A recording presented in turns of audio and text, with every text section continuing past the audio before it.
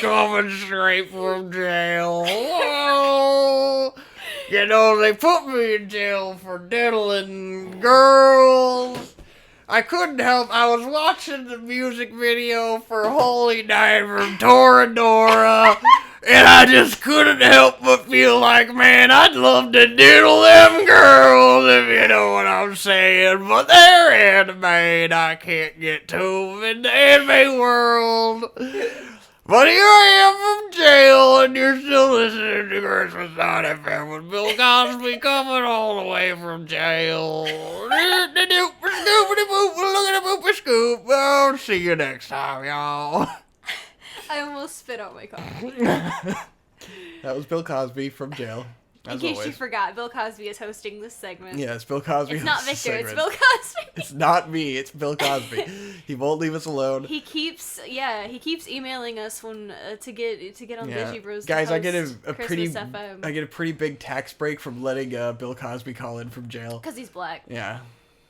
It's a charitable it's a tax act. This is we write it off nice. our taxes. So we took a little break. We went down some rabbit holes. We watched some Smash videos. Oh, yeah. We watched some Splatoon real life idol hologram concerts to kind of bring up the positivity. Because it was feeling a little negative. Yeah, we got a little negative back there. And so we had to got a little dark. The spirits before we My spirits lifted by remembering that there was a fucking Christmas song in Toradora. And just how incredibly strange that is and out of place that is within the context of Toradora and the context of life itself. And it's called Holy Night, but it's about just like the casualness of Japanese Christmas. So it's a little strange. Who the fuck knows? It's weird. The Japanese don't understand Christmas at all. Christmas doesn't have a religious impact in Japan, you know? So it's just because that's the thing with Christmas. It's permeated culture to the point where the religious aspect has nothing to do with it unless you're like an American Christian, you know? Exactly. Everywhere else in the world, Christmas is just like a fun goof. It's so much bigger than that at this point, and it's gotten so far like how far divorced are the Japanese from understanding what the fuck any of that means, you know? Like, your average Japanese person, are they getting a history lesson from their parents on, like, what the fuck Christmas is? Yeah. Like, we can barely understand it here, you know? Nobody knows what the fuck Christmas is about. Do their parents tell them that, like, Christmas is when baby Jesus was born? Yeah. Because, like, they're gonna be like, okay, why does that matter? I mean, there is Christianity in Japan. But it's not small. Big, you know, yeah. I would say probably the majority of, Japanese people aren't gonna give a shit that Jesus was born on Christmas. Because they're not Christians. I don't know. I wonder how the Japanese feel about Christmas. Kurisumatsu. It's quite bizarre. It's very fun. You gonna catch a ferry? Yeah. I like the pause. And then it also feels like such an American thing at this point, even though it's like I don't know how many countries celebrate and understand Christmas, or why they celebrate it, or like where it really originated. Like, people say it originated from a German thing, but then like, where did the modern understanding of Christmas come from? Was it the United States, or did the UK come up with it? You know, they do kind of the same Christmas, don't they? Like, what Western society came up with this modern Christmas? Do they celebrate Christmas in Spain? Who the fuck knows? I don't know. Yeah. We sure like to take credit for it, though. Well, we like to take credit for everything, yeah. So, I think you also just completed that quest for that guy who, yeah. It's okay, you don't get anything when you do a quest from people, so, like... So fuck that guy? Yeah. It's like, I'll go back to him and talk to him, but he's not gonna give me anything. It was just to tell you that there was a fairy fountain, you know? There she is. Titties. They jiggle a little bit. I'm proud of Nintendo. Wow, Nintendo. Very progressive. Thank you. Steven Universe represented in Nintendo. I feel like they watched Steven Universe and went, let's just make all of the great fairies giant women. A giant woman. It's very progressive. Speaking of, Steven Universe is coming back the 17th. Whoa! We'll finally Let's have see how that goes. Steven. Don't get hype. No. If you get hype, that's where you set yourself up for, like, not being prepared for it to be about all the random villager people. The random villager people? how will we feel after watching Adventure Time going back to Steven Universe? I was just gonna Is it bring gonna that feel up. like, oh, now are we gonna be on the level of all the people who hated it? Because we what was it, probably now like 3 or 4 weeks ago, we finished Adventure Time, like started at the start, busted through it, watched the whole thing. Fucking amazing. It's a masterpiece. It is a masterpiece. It's beautiful. It's flawless. It's so good. It's so good. And definitely. Anyone, if you were on the fence about going back and watching Adventure Time, go back and fucking watch it. Don't skip any episodes. Like, Nate was like, I want someone to give me, like, a list of, like, the essential episodes. The essential episodes are all of them. all the episodes. All of the fucking watch episodes. all the episodes. Watch all of them. They are 11 minutes apiece, and they are all beautiful and perfect. It never dips. You do not waste any time, okay? Like, season 4, I remember especially being very fond of, but it was all great. Yeah. I think there was a little bit of a dip in a couple episodes of season 5. But then it's amazing how consistent it is. It's like, really, it's insane. It's crazy. I would say for me, personally, I would say like the first half of season 1 is the weakest part of the show. Yeah, probably. Just because you haven't spent the most time with the characters. And so it's just, whoa, wacky, hijinks, goofy comedy. Not that a lot of it isn't funny, but you're not emotionally invested yet. Yeah. But you get there very quickly. Yeah, and it turns out good. Like, it never gets all fucking... so good. It doesn't get hammy. Oh my god. It goes places that you're just like, what the fuck? Yeah. You have no business being here, but it's so... it works so well. It talks about... It goes into things that you're just like, holy shit. It does pretty good. You understand the whole world and backstory and lore by the end. Oh, like, yeah. What I was wondering before, it was like, my impression of it from when I was younger was that, like, it was just kind of meant to be absurd and not be explained and not have depth to it, because, like, I thought that was part of the appeal of it. Because it was supposed to be a Dungeons and Dragons story, you know? That's that's not how I really thought about it, but... Oh, but that's how Pendleton Ward... I see. That was his original concept, is it was a Dungeons and Dragons campaign, but I kind of, like, I liked the idea that everything was kind of open-ended, and it was just kind of like, I didn't want it to be explained. So when they started explaining everything, I was just kind of like, I don't really like that. Because but then they do so good with it the whole time, and then it's like... Well, and give that backstory, is that when we were watching it, when we were in, like, early college... We dropped off at about season 5 or early 6, because, like you said, they started explaining the world, and things hadn't been completely fleshed out yet, and we were like, oh, this is bullshit, they're just, it's just emotional drama. It just seemed like they were making shit up, and that, like, it didn't seem... I wasn't under the impression that it was supposed to go anywhere. That it just seemed like they were just adding emotional, things, emotional drama for the sake of being like, wow, look at this. Yeah. Oh, we're so emotional. And because it was obsessed with being melancholy and stuff. Yes, especially I don't know. I felt like I didn't stuff. Feel that as much rewatching it. I didn't feel it at the all. Flame Princess stuff didn't really feel melodramatic or anything. I'm like, maybe it's just where I was in my headspace at the time. I think that's very possible. That it just rubbed me the wrong way. I don't know. I feel like it's probably the same for me, where it was my mental state, and I watched that, and I perceived it in a very negative way. And it's the classic, like, stopped. the ongoing problem forever of watching things week to week and season by season, and, like, getting expectations, which having expectations about anything is cancer. Yeah. So it's like, as we've discussed, rewatching it, having no expectations, and seeing it all at once, where it's so... Like, it's so consistent, and it's so, like, the narrative feels so fluid.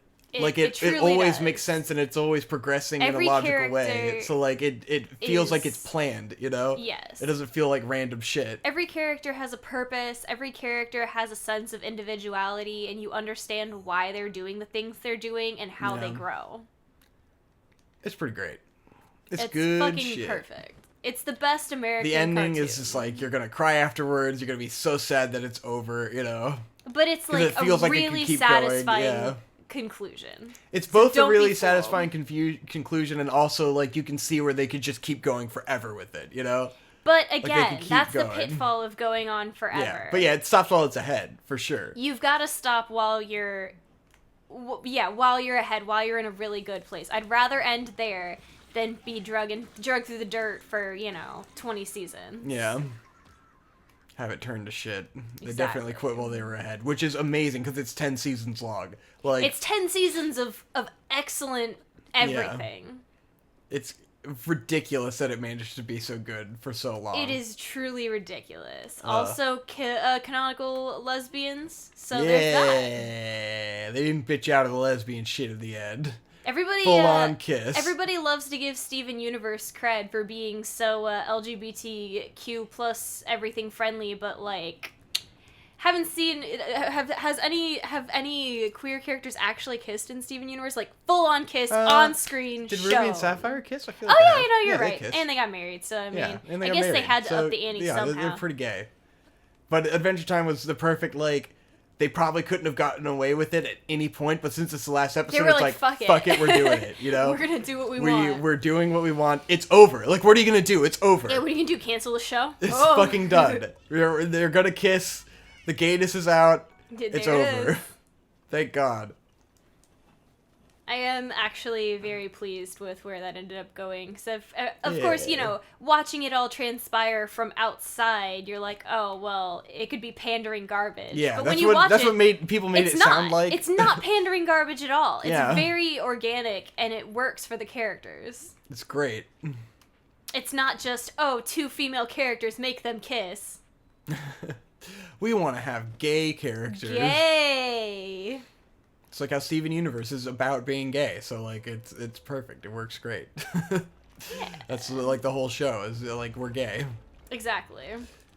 And that's what I was gonna say. Now that we've watched Adventure Time, I don't know. I can't in honest to goodness say that I like Steven Universe more. Yeah, Adventure Time is just so fucking good, you know. Adventure Time I think just has so much more breadth in like what it covers, whereas Steven Universe is very pinpoint focused in on like the queer experience, and it's way more slow moving in that. Yeah, and it's definitely, which is great. like, I think there definitely needs to be media out there like that, but it just can't. It does not resonate quite as strongly. It's like I've been a big defender of like the episodic structure and like the fact that it like it can go off and focus on the other characters and have a fun time, and like it doesn't always have to be plot heavy, and people want it to the plot to progress too much, and that's why they get so disappointed in like the random episodes. But then it is like, well, every random episode of Adventure Time is great. Exactly. Like if they're not focusing on if they're just doing random bullshit, like it's still a great episode. If they're doing something, it's still great. It's still wonderful. Steven Universe's universe is so limited in the scope of what they can do. Yeah. And because like it's just where the each characters city, are. Yeah. You know, whereas in Adventure Time you have a whole landscape that you can cover. Like anything can happen at Adventure Time. They created a perfect scenario where just whatever the fuck they want to happen can happen, and it stretches it to the ultimate limit, you know?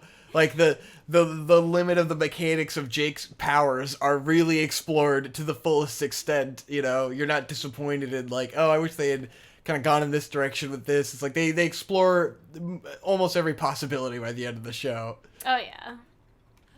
It's all just very satisfying. You get all your answers. You get, you get to figure out why Jake has these powers, like what's going on with that. It's a great reason. Like the explanation and the reason behind it is so good and so cool, and it comes back to being important. Yeah. And you're just like, yeah, this is amazing. And it comes to a conclusion, and it all feeds into kind of the cosmic horror of Adventure Time, you know, where it's just like post-apocalypse and chaos, and just like so Jake's backstory has to do with some random alien that was just like feeding on people, and it's like his life did not have meaning beyond this, you know. He's just like is the victim of some evil alien, and that's it. It just creates children on different planets, and then eats them it's like in a very 30 years. Hopeless Rick and Morty sort of scenario where it's just like it doesn't revel in despair the way Rick and Morty does.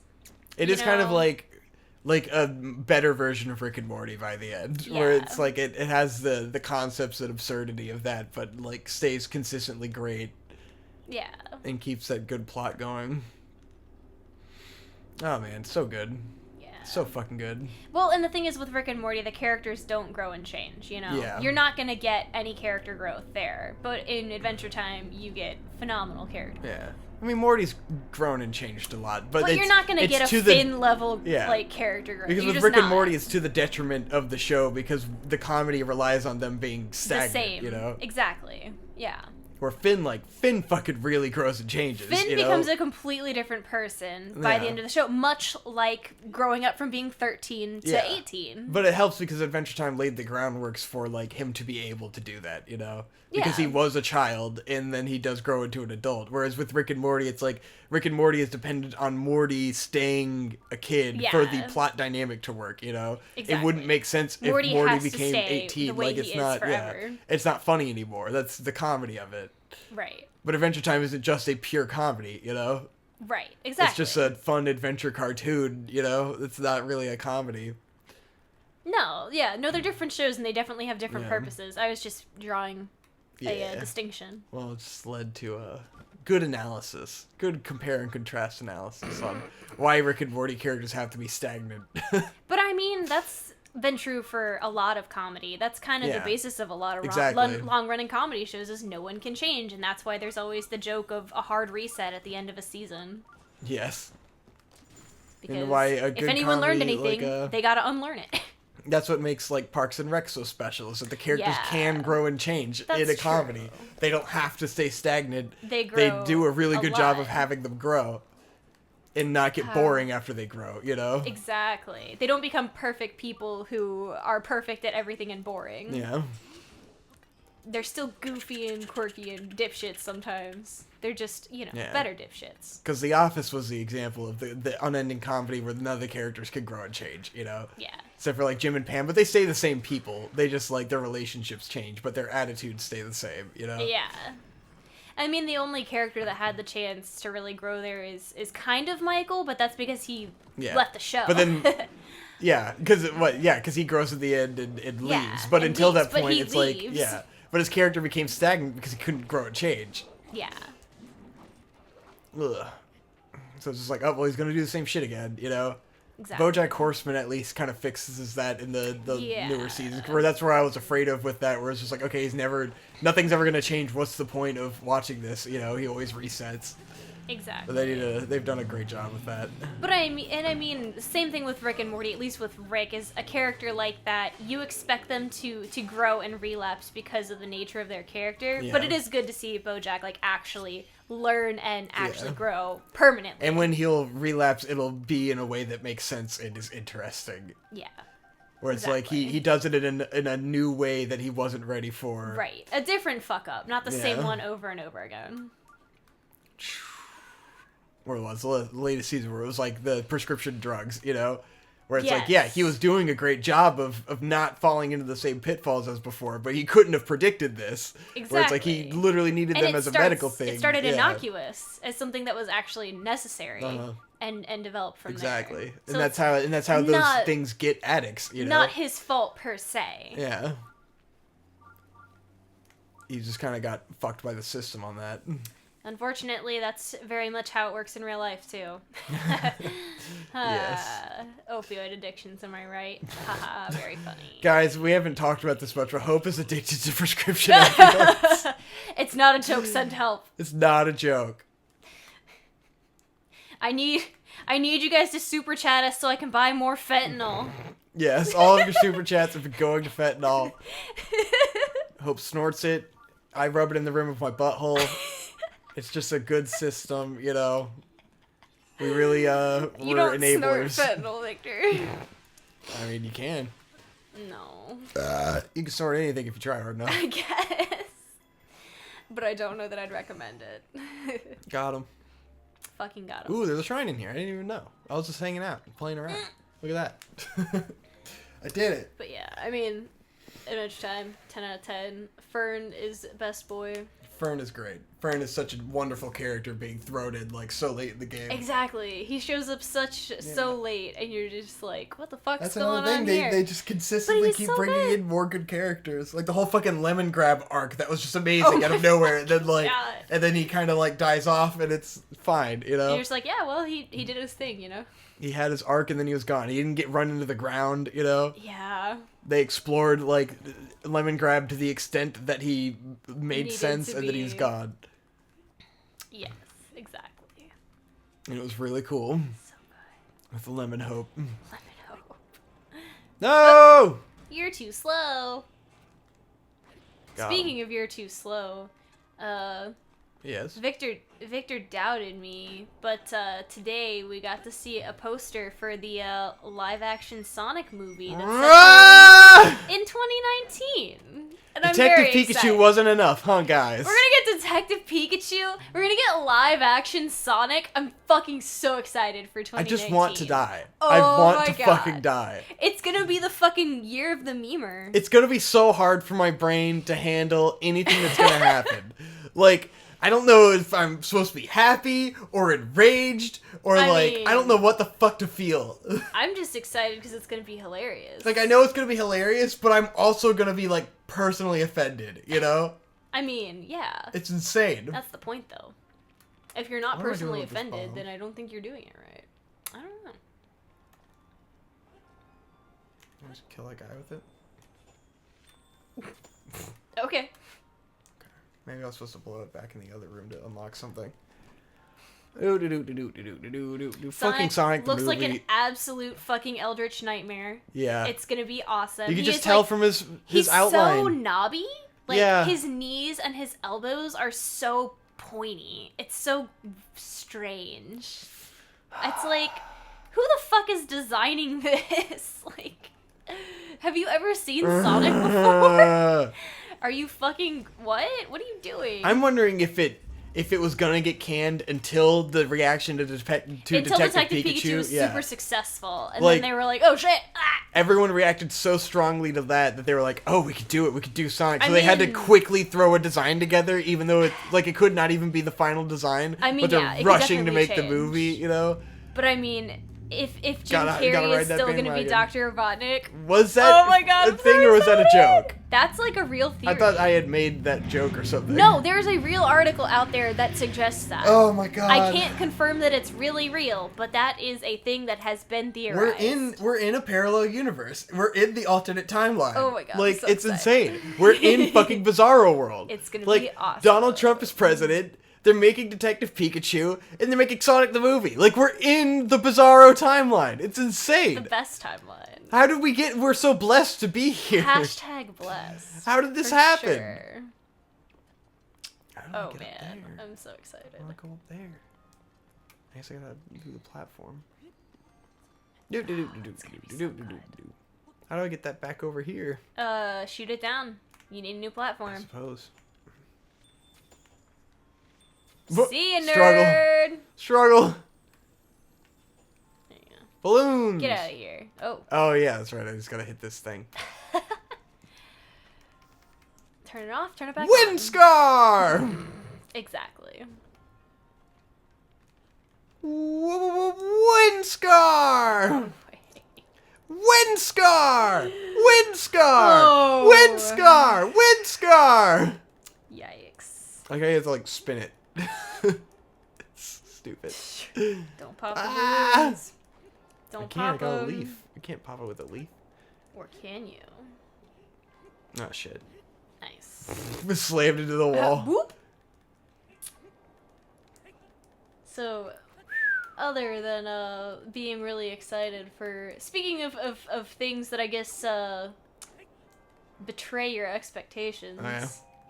We watched Fully Coolly Alternative! Oh yeah, and that was good. That was real That's good. all Victor's gonna have to say Yeah. about it because it's been more than 3 days since That's we've seen it. true. I'll let you lead this conversation.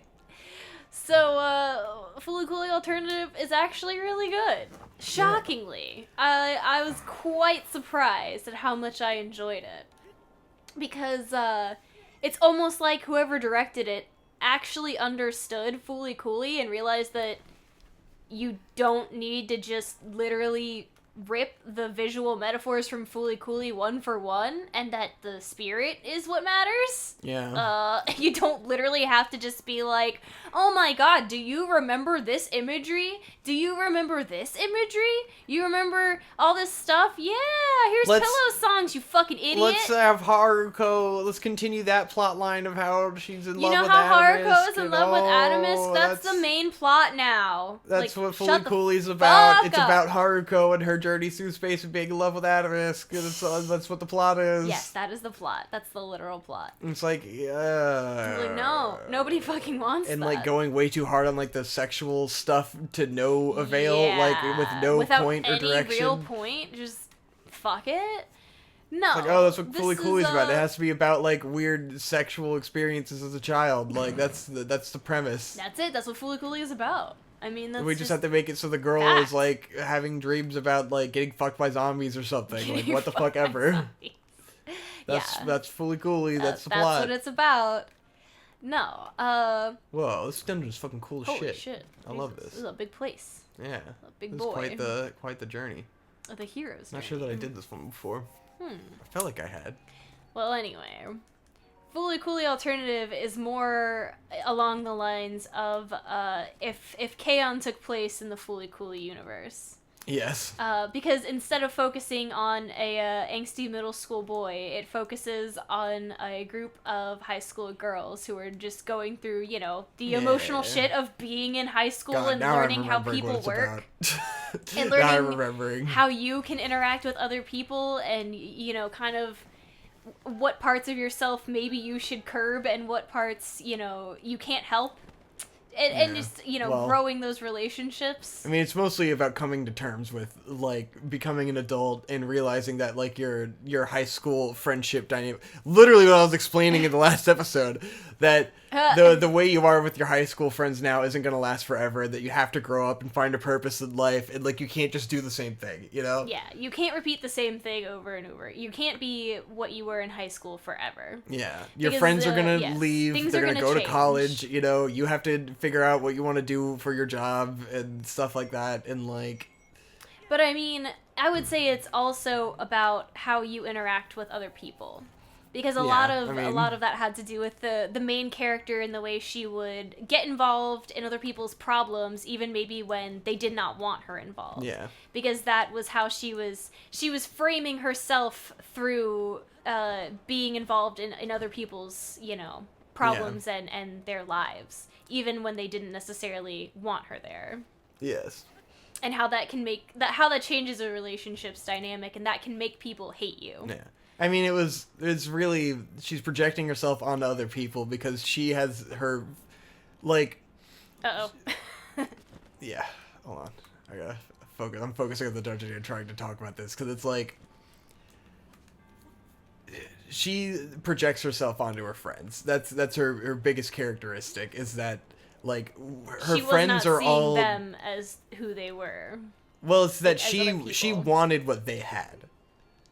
So...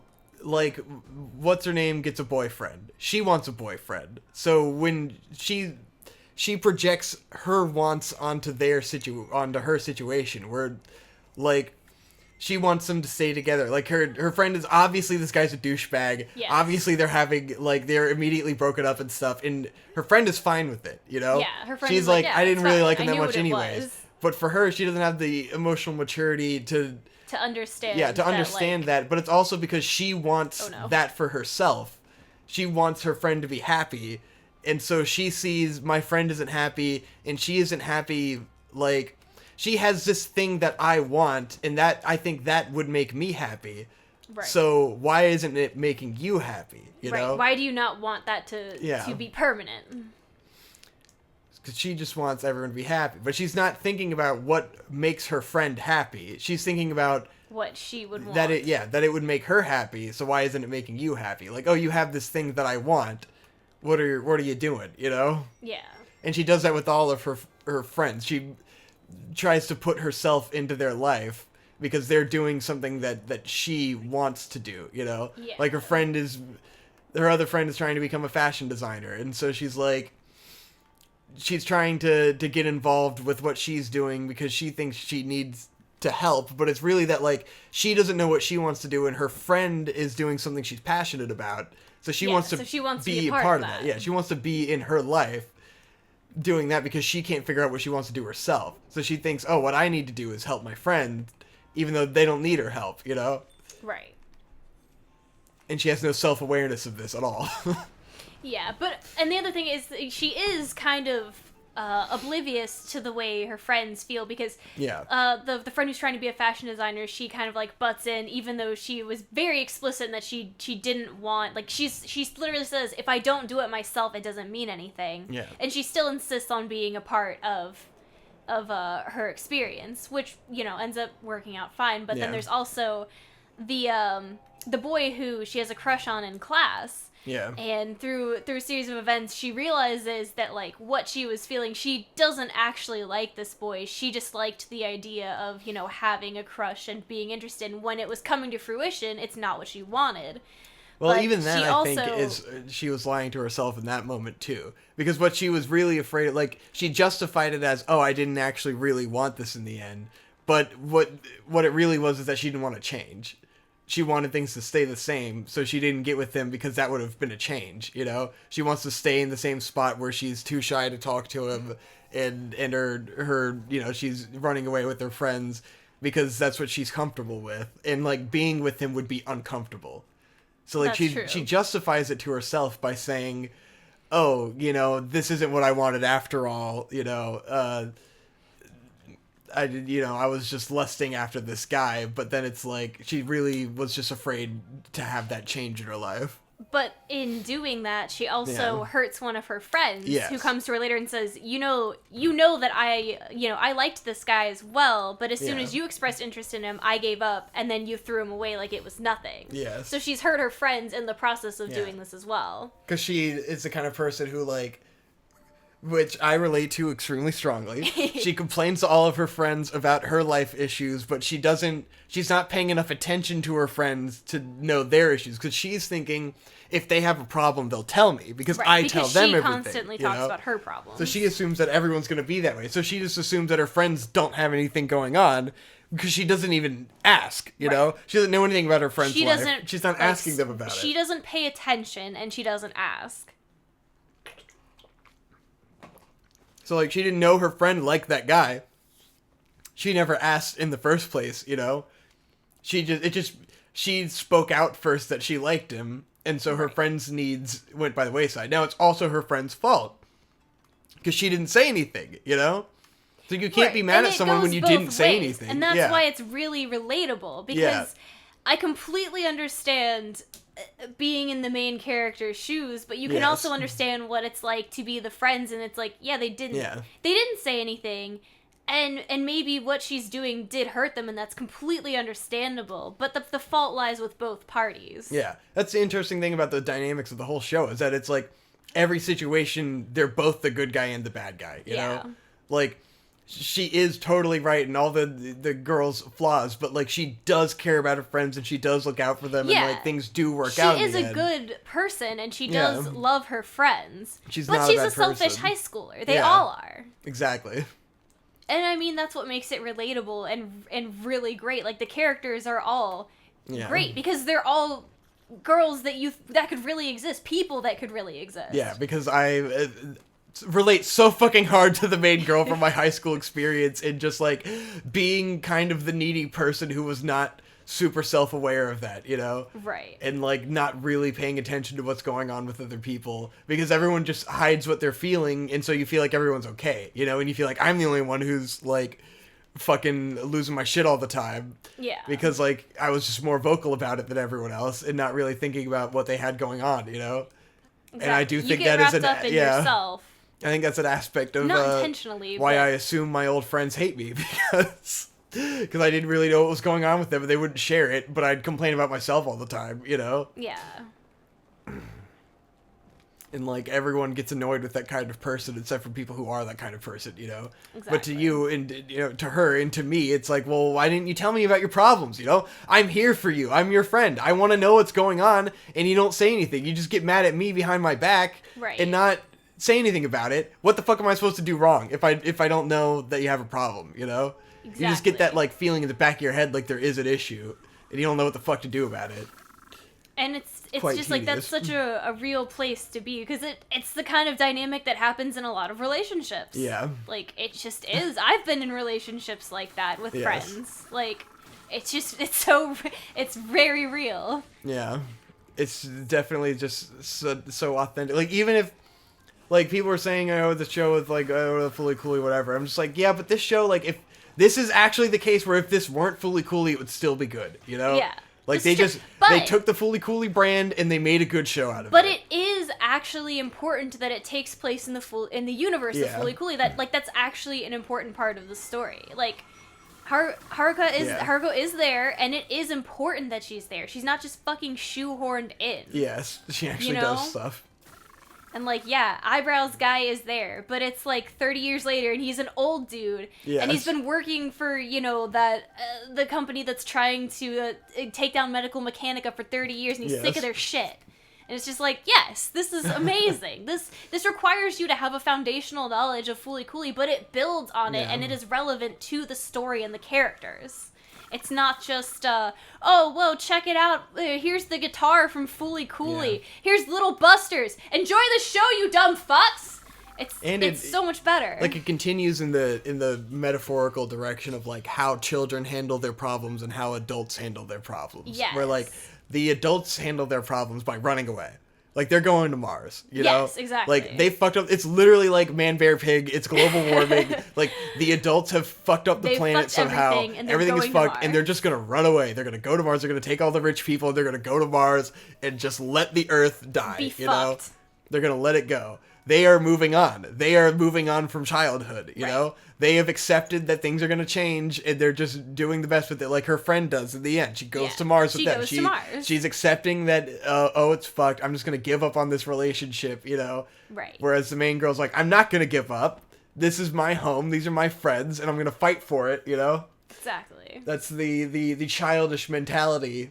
So it's still working in the metaphorical vein of Fully Cooley in its true nature. Even if that's the childish mentality, I don't think the show says that that's wrong. Yeah, exactly. It doesn't say it's wrong, which is nice. Yeah. Like, she prevails with that. She saves the world with that. Exactly. You know? There's two different mentalities, and neither of them is necessarily the wrong one. It's just what works for you. And it's you know, the message in the end is about self-acceptance and, like, being real with yourself. Because that's, like, the secret of her powers, as it turns out, was that they come out when she's being real with her emotions. Right. Which is cool. It wasn't just about getting turned on, like the original, you know, presumably.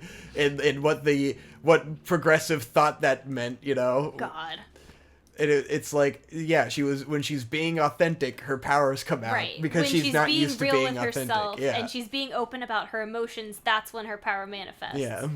Which is fucking cool. I love it. Which is a great thing to tell kids. Especially if you're a kid, if you're a high schooler watching this, it's got to be a great experience. Yeah. It's got to be just as good as, you know, watching the original Fully Cooley when I was in middle and high school. Yeah. It felt good. I liked it. The relatability, man. And her conclusion in the end were just like, I don't care what people think about me anymore. That's her self-actualization. Exactly. She just decides, like, I don't fucking care. Like, this is how I feel, and I'm gonna let you know. And it's just like, yeah. That's a really good, solid message to send to anybody, not just kids. That's part of why she tries to intervene in her friend's life so much, that she wants to be liked so much, you know? Like, she's doing it for herself as much as she is her friends when she helps them out. Yeah. Like, she's the kind of person where she has to help out in situations because she can't, like, she feels wants to like, be relevant and she wants to be liked. And because she feels like she's a bad guy if she doesn't help, you know? Yeah.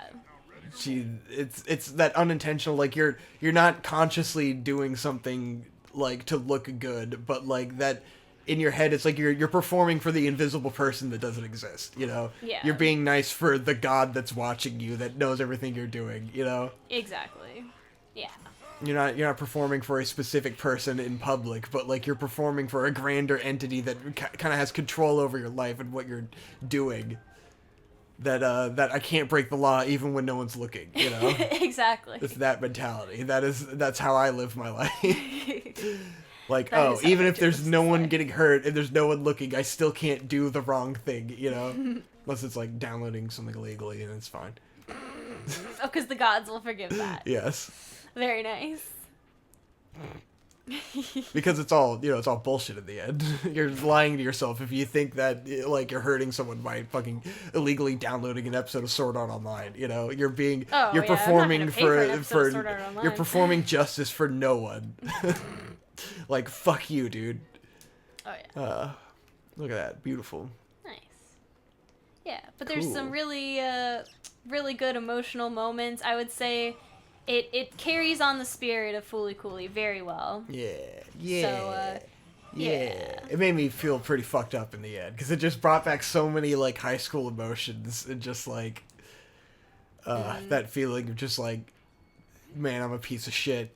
Definitely very much in this scene where she's confronted by her friend that is going to Mars, and you're just like, that was like, fuck, and this the is thing my her whole friend fucking life. or the thing Pet says to her, you're just like, Yes. You just want to cry.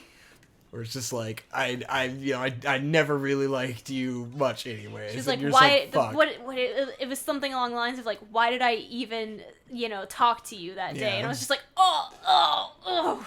Like the hurt that you've brought me has outweighed the friendship that you brought me, and now she's just like trapped in this, like what to her is a toxic friendship. To one party, what is a toxic relationship? Though the main character does not see it that way. It's definitely something I always feared. Like feared other friends thought about me, that I clearly assumed that they did think about me. Yeah. It was like, we don't even, we don't have chemistry anymore. Our hangouts aren't fun. Like, what are we even doing, Yeah. Like, are we even friends? Friendship, man. It's so tough. It's so pain. That's why I'm a lonely boy, because I'm like the girl from FLCL Alternative. And I just went, you know what? I don't fucking give a shit about what anyone thinks about me anymore. I'm gonna let it go. Because I do wonder if I wanted to reconnect with my friends, is it just because I don't want them to hate me, Do I just want their impression of me to not be that they were disappointed in me in the end, Do I really want to hang out with my friends, or do I want them to not hate me, That's the eternal question. That's why I can't bring myself to hang out with them, because that's my internal struggle. It's like, if I hung out with them, would it just be because I don't want them to think I'm an asshole, Yeah. Boom bam golf. I'm fucking in. Yeah. Show me that boom bam golf, bitch. I'm a pony up. Ended up on another fucking dark tirade on this episode of Digibros. I feel depressing like all the friends. Yeah. I mean, we only talked about FLCL, so it's great. Yeah, really it'll make you think deep things about how you're a shitty friend. Oh wow, this episode has been 42 minutes long. Oh my god, wow! I got on a nice little tear. Yeah, there. we. Well, I guess we were talking about something else first. Yeah, we did talk about Sonic or something. Oh my god, I can never fucking link up right. It's the one agonizing part of this game. God damn it! I paid $20 for this. You sure did. Ah shit, and that counted as a hit. Yup, hit or miss. I guess they never miss, huh? I guess Link does miss, huh? He got a boyfriend. Uh-oh, this is gonna shoot way too far. Moi. Uh-oh. Oh, fuck. Yeah. Oh, I'm in the weeds. Fucking sand pit, dude. I lost. Yeah. You went off course. Penalty stroke. Aw. Wonder if I can hole in one it. Hey, live your dreams. It's so hard to line link up precisely. Let's do it. Uh-oh. Oh, fuck. Oh, fuck. Shit. Oh, but... No! We're really good at golf, you guys. This is gonna be like a hole in 10. Let's see if I can even hit it in the right line before I retry this. And then that'll be it for this episode. Digibros. It's about failed friendship and golf. Yeah. I got it. Sure. Hole in one. Well, it ain't gonna be a hole in No! Is it possible to get a hole in one? That's the new question. Holy I'm really moly. not confident. Alright. Next time on Digibros, I'll hit a hole in one. Hey, hole in one! Hitting a ball in this game has always been the worst activity, huh? Golf course. Thank God we recorded that episode. What is it? Oh, it's been auto-playing videos this whole time. Nice. Good thing that I turned the sound off, or that would have been fun. That would have been really fun.